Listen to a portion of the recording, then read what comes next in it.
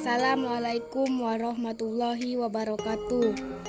Perkenalkan, nama saya Ardiana Putri, kelas 10 MIPA 5. Pada video kali ini, saya akan membahas pelajaran sejarah Indonesia yang mengenai tentang pelayaran di Kepulauan Nusantara. Pertama, saya akan membahas tentang terbentuknya jaringan Nusantara melalui perdagangan atau pelayaran di Kepulauan Nusantara.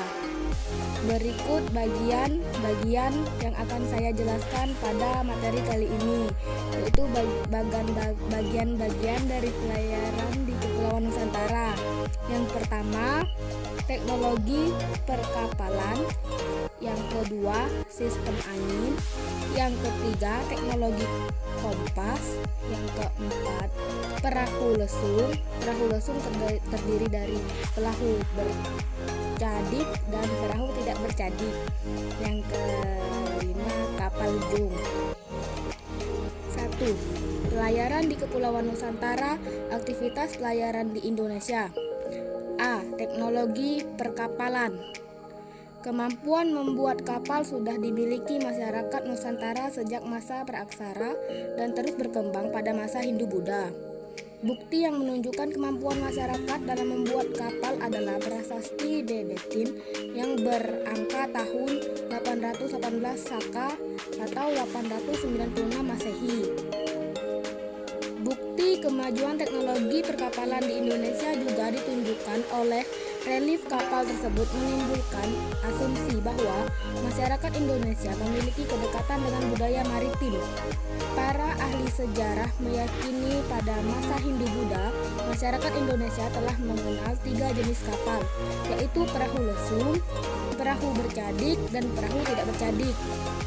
Berikut gambar perahu lesung. Perahu lesung ada 2, yaitu perahu bercadik dan perahu tidak bercadik. Selain ketiga kapal tersebut juga ada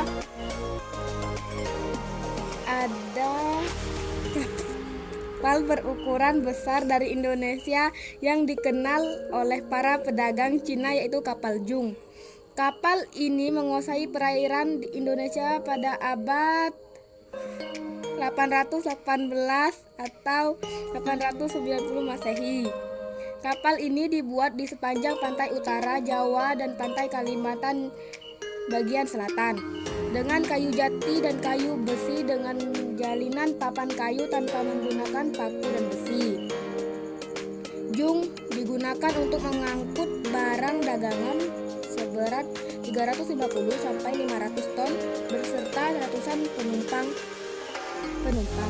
Kapal ini merupakan bukti kemampuan Indonesia di bidang pelayaran dan teknologi perkapalan. B. Sistem angin.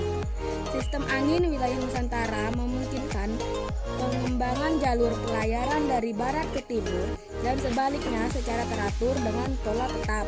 Selain sistem angin barat dan timur, kegiatan pelayaran didukung oleh pengetahuan tentang jenis-jenis angin.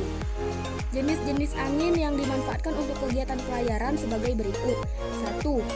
Angin darat dan angin laut.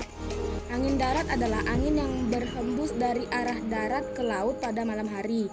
Angin ini dimanfaatkan oleh pedagang untuk berpergian dari darat menuju lautan.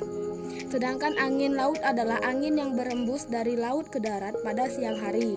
Angin ini dimanfaatkan para pedagang untuk kembali ke darat pada siang hari. 2. Angin muson. Angin muson berembus secara periodik dan berganti arah secara berlawanan setiap setengah tahun.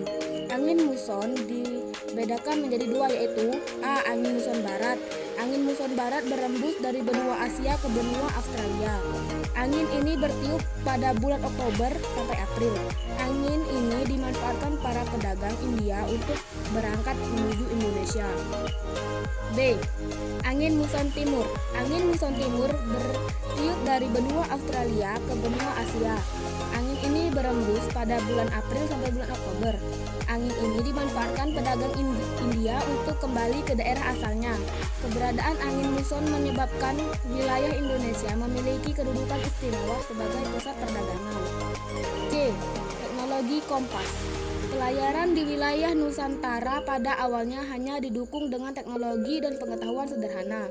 Perahu sampan yang merupakan bentuk awal kapal modern hanya dipakai sebagai alat transportasi sungai. Pada tahap ini, masyarakat di wilayah Nusantara belum mengenal sistem angin dan teknologi lain pendukung pelayaran. Pada mulanya penunjuk arah dalam pelayaran kuno menggunakan pengetahuan rasi bintang, bentuk awan, pantulan sinar matahari, warna atau jenis air laut, atau kuat arus dan sebagainya. B. Selanjutnya, manusia berhasil menciptakan alat yang merupakan alat navigasi untuk menentukan arah berupa sebuah panah petunjuk magnetis yang bebas menyelaraskan dengan medan magnet bumi secara akurat. C. Penumpuan kompas merupakan revolusi sebesar alam sejarah pelayaran di dunia. Kompas memberikan rujukan arah tertentu sehingga sangat membantu dalam bidang navigasi. Selain kompas, mereka juga menggunakan astrolab. Berikut gambar kompas dan astrolab.